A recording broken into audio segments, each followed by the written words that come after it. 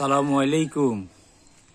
আমাদের সমাজের ঐতিহ্যবাহী মক্তব, যেখান থেকে ছোটরা সর্বপ্রথম কোরআন শিক্ষা, নামাজ শিক্ষা গ্রহণ করেন, সেই শতবর্ষ ঐতিহ্যবাহী মক্তবটি এখন জীর্ণ অবস্থায় পুকুরে প্রায় অর্ধেকে ভেঙে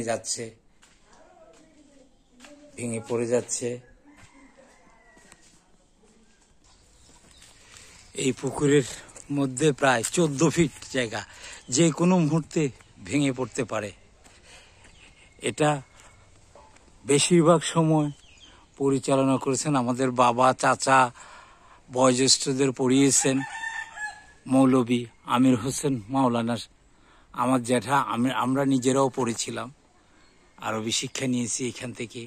এই শতবর্ষের ঐতিহ্যবাহী এই মক্তবটি সংস্কারের জন্য সকলে আগে এগিয়ে আসুন।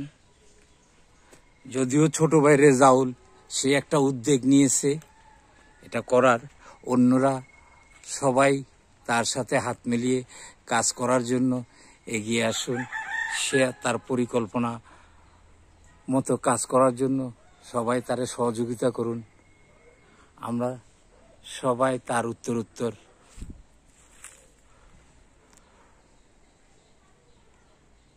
দোয়া কামনা করছি।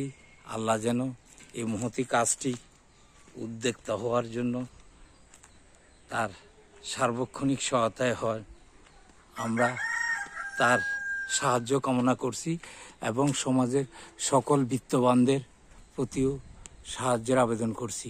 কেননা এই পুকুরটা এখন পানি চলে আসছে প্রায়, এটা গত 20 থেকে 25 বছরের ভিতরেও পানি শেষ করা হয়নি। আগামীতে কবে করা হবে, এর আগে যদি এই কাজ না করা হয় তাহলে হয়তোবা এটা অতীতে বিলীন হয়ে যাবে। আপনারা সবাই সহযোগিতা করবেন। সালামু আলাইকুম।